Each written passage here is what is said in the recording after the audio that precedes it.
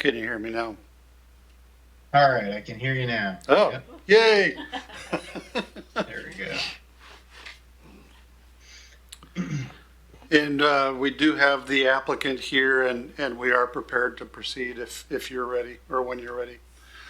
Okay, great. Then I think I am ready to get started. Good evening, everybody. Welcome to the June 24, 2025 special hearing of the City of Pasco Land Use Hearings Examiner. I'm Jay Eystone, Hearing Examiner Pro Tem, and the Hearings Examiner is an official appointed by the City of Pasco to render decisions in certain land use issues as authorized by the Pasco Municipal Code. The Hearing Examiner holds public hearings to receive evidence on the merits of proposals in various land use issues, including conditional use permits, variances, appeals of administrative decisions, and other matters as provided by the Pasco Municipal Code. I consider the evidence presented in the hearing and other written evidence on file to formulate a decision. Note that for rezones and planned unit developments, I make recommended decisions to the Pasco City Council, but for plats, special permits, variances, and all other permits, I make final decisions. Although the public hearing process is governed by certain rules, I strive to conduct hearings in a relaxed and informal manner. The procedure I use is as follows. Staff will present their report and recommendations. The applicant or a representative is given an opportunity to speak. The applicant has the burden of proof to show compliance with applicable laws and regulations. Those in the audience in favor of the proposal are given an opportunity to speak. Those in the audience opposed to the proposal are given an opportunity to speak, and rebuttal testimony by the applicant may be allowed at my discretion. Please follow these simple rules if you will be testifying during the public hearing. 1, come up to the microphone and state your name and address. Present your evidence as clearly and succinctly as possible. Please keep your testimony relevant to the application and not other issues beyond the scope of the proposal. And written evidence is always encouraged. I may keep the public record open following the hearing to allow time to submit additional written comments. My decisions will be made within 10 working days after the public record hearing closes. There is an attendance roster near the entry of the hearing room. Please be sure that you have signed in to help us keep a record of the hearing. You may also indicate which application you are interested in and whether you wish to be mailed a copy of the decision.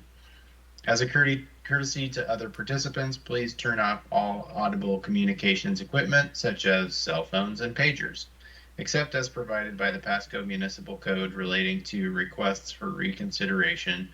The decision of the hearing examiner is final and conclusive unless appealed by means of a land use petition to the Franklin County Superior Court within 21 days after the issuance of my decision.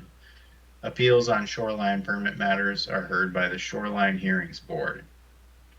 Now, I've reviewed the item on today's agenda. I do not have any interest in any of the properties or proposals being heard today. I will be able to hear and consider all matters on today's agenda in a fair and objective manner. Outside of the staff report and its attachments, I have not received any communication regarding any matter being heard today. Is there anyone in attendance who objects to my participation as hearing examiner in the hearing of any of the items on today's agenda? If so, please come forward and state the reason for your objection.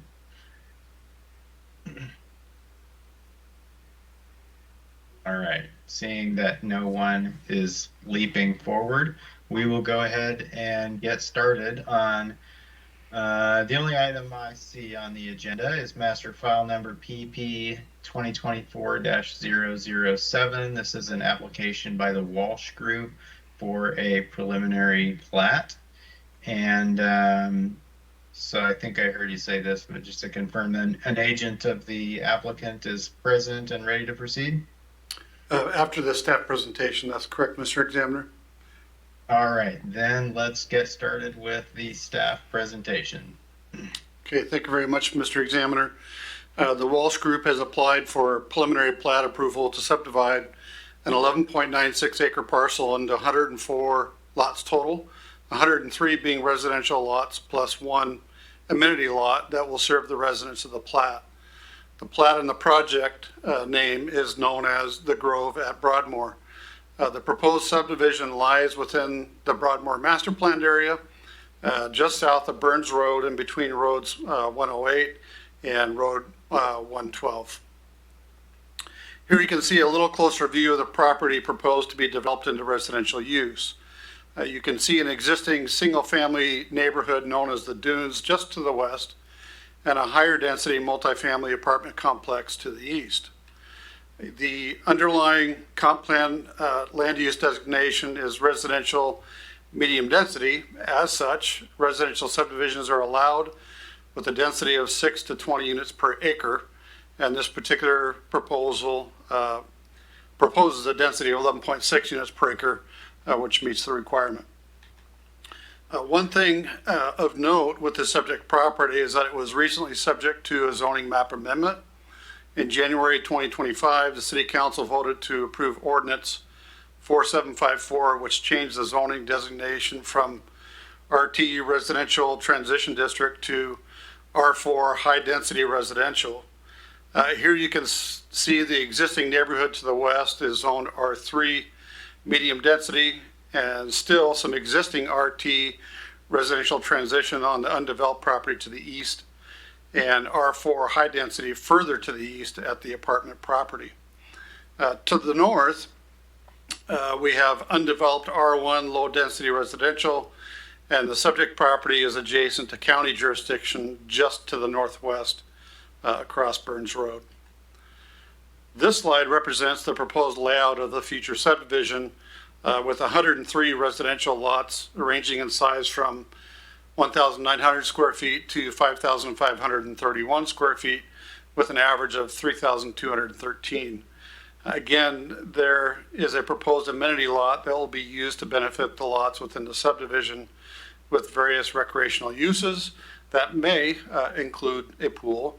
And I guess I should emphasize at this point the may.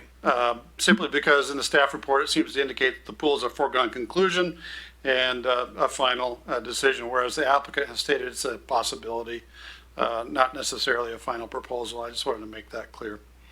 As mentioned already, the property is just south of Burns Road, which will serve as the primary access to the subdivision. The plat also connects with the neighborhood to the west at Norfolk Drive and Buckingham Drive, providing appropriate connectivity to existing neighborhoods, as well as ensuring future connectivity to future developments to the east.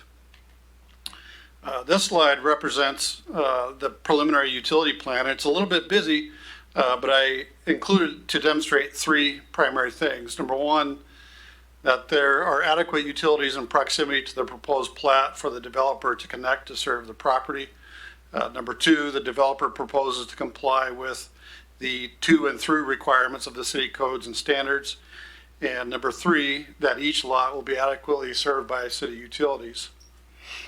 And I know the examiner is well versed in the requirements or criteria for review of these projects, but for the benefit of the record, the applicant and the interested public, Pasco Municipal Code 21.25.060 states, upon conclusion of the public hearing, the examiner shall approve the preliminary plat with or without conditions or deny the preliminary plat. The hearing examiner shall make and enter into findings from the record and conclusions thereof as to whether or not, number one, adequate provisions are made for the public health, safety, and general welfare, and for open spaces, drainage ways, streets, alleys, and other public ways, water supplies, sanitary waste, parks, playgrounds, transit stops, schools and school grounds, sidewalks for safe walking conditions for students and other public needs. Number two, the proposed subdivision contributes to the orderly development and land use patterns in the area. Number three, the proposed subdivision conforms to the policies, maps, and narrative text in the comprehensive plan. Number four, the proposed subdivision conforms to the general purposes of any applicable policies or plans which have been adopted by the City Council.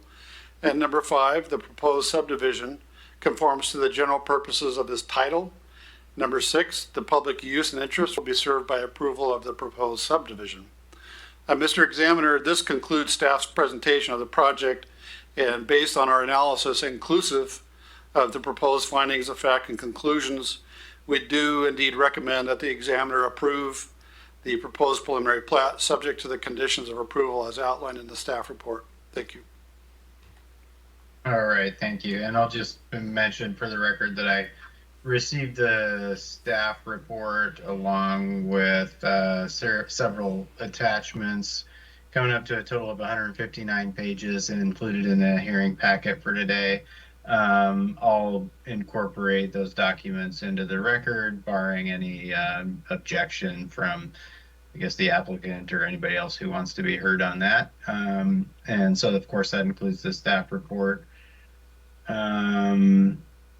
Mr. Raymond, I did have a couple of things about those attachments I wanted to just get your thoughts on if you have any. So there were written comments included from various agencies, and I'm not stating any conclusions right now about whether they're necessarily relevant or not, but just like to get your thoughts on the weight, if any, that should be given to these things. So the one would be the PUD indicated that on the south side of Burns Road, if a power line that they were concerned about had to be routed underground, that it would require a 15-foot utility easement where a 10-foot easement was indicated on the plat. So I guess the first question is, do we know if that line will be moved underground? And do you have any comment on what the PUD's concern is there? Sure, we can, and we'll likely determine those things during the final utility review and design. But if it's the line that's serving the subdivision, it will need to be undergrounded per the conditions of approval. And they would indeed need to provide the correct 15-foot easement as requested by PUD. All right. And then the Colville tribes, their letter mentioned requesting assessment from the Department of Archaeology and Historic Preservation. Didn't look like there was a letter from that agency. Do you have any position on, I guess, basically whether that comment is relevant to the issues in today's hearing? And, of course, I'm keeping in mind what you just reviewed as the issues mentioned in Municipal Code 21-25-060. So just wanted to see if you had anything to add about the relevance of that comment. Yeah, certainly, Mr. Examiner, it is definitely relevant. Those comments are typically received during the SEPA period, SEPA comment period. In this case, the Colville tribes did respond. However, DAP, or Department of Archaeology, Historic Preservation at the state, did not yet. I've had communication with the applicant regarding their likely next steps, which would be to contact DAP, get a determination from them whether, typical in many cases is either an inadvertent discovery plan needs to be submitted, or a cultural resource survey may need to be performed with a report sent to the tribes and DAP. So that all starts with an initial contact with DAP to find out what they're looking for, and the applicant is aware of that requirement in this case. Okay. And that was included in the SEPA mitigated determination of non-significance. All right. And then, let's see, the last thing was just basin disposal, being concerned about access for a garbage truck. But I was kind of perplexed by that comment because it seemed like they were concerned about properties that don't front roads. What were they? A, B, and Nottingham or something like that. But it seemed like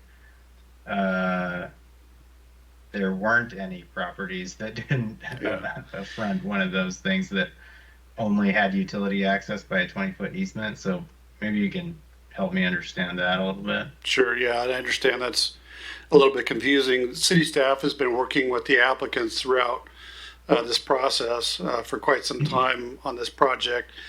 Those comments actually were derived from a previous iteration of the subdivision design where there were more homes that were not located directly on the city street. It's worth noting, though, that basin disposal in general and pretty consistently has been expressing concern regarding higher densities and what kind of an impact it has on their operations. We met with them recently, well, I think it was last week, and really began to discuss the possibility of the adoption of some new ordinances with the city council for different things. But also city staff informed and in fact challenged them to be prepared to serve the higher densities because it's not going away. In fact, it's only likely to increase as housing affordability becomes more of a prevalent issue. So it's just an ongoing concern for Basin. The city staff is working with them on possible solutions moving forward. Okay, yeah, thank you for sharing that, and I think that answers all my questions. So we can move on to the applicant if there's an agent there that's ready to speak. Good evening, Mr. Examiner. I am Scott Shoemaker with Apex Engineering. Address is 4412 South Corbett Avenue in Portland, Oregon, 97239. And I am representing the applicant tonight. Would you mind spelling your last name for me? Yeah, of course. Shumaker. Okay. All right.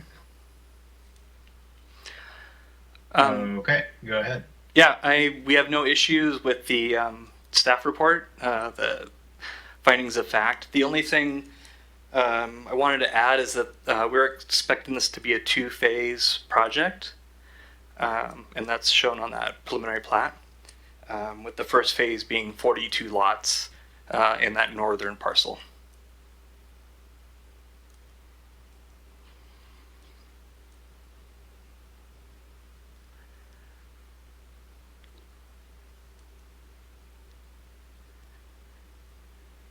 Could you, all right, describe for me what the first phase was again? So if you look on the preliminary plat, it's the first 42 lots that are up against Burns Road. Okay. And it would include all of the streets that are contained within that first phase. All right, understood. Okay, did you have anything? I think you heard my questions from Mr. Raymond earlier about those three comments that I was sort of interested in. Did you have anything to add to what Mr. Raymond shared? No, that was, the garbage comment was based on an earlier plan that we addressed. So nothing to add to those comments. Okay. All right. And do you agree with or I guess, do you have any comment on the proposed conditions of approval in the staff report? We have no issues with the conditions of approval. All right. Is there anything else that you'd like me to know? We're just excited to get going on this project. So yeah, just available for questions if you have any. Okay, good. Nothing comes to mind.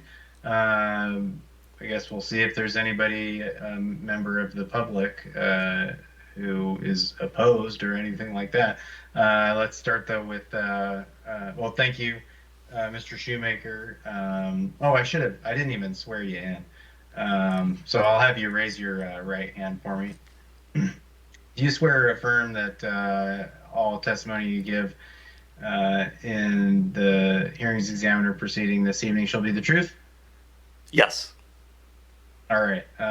Is everything that you just said within the last couple of minutes true? Yes, it is. Since 6 o'clock, everything I've said is truthful. Okay, great. I think that's it then. All right, thank you, Mr. Examiner. All right. Is there any member of the public present who wishes to speak in favor of the proposal? There does not appear to be anybody in the audience, and I'm not seeing anybody online joining either. All right, then let's turn to, is there anyone in the audience who wishes to be heard in opposition to the proposal? There are none. Okay, great. Then I think that there wouldn't be any need for rebuttal testimony after that. I think that will conclude the taking of evidence in this hearing then, unless anybody has any final thoughts that they want to jump in and blurt out. I'll go ahead and close the evidentiary record on this evening's hearing. Anything else from anybody? Nothing from staff, Mr. Examiner, and nothing from the applicant team as well. Okay, then we will go ahead and conclude this hearing. This is the end of the June 24, 2025 City of Pasco Land Use Hearings Examiner special meeting. Thanks everybody for your attendance and participation, and have a great evening.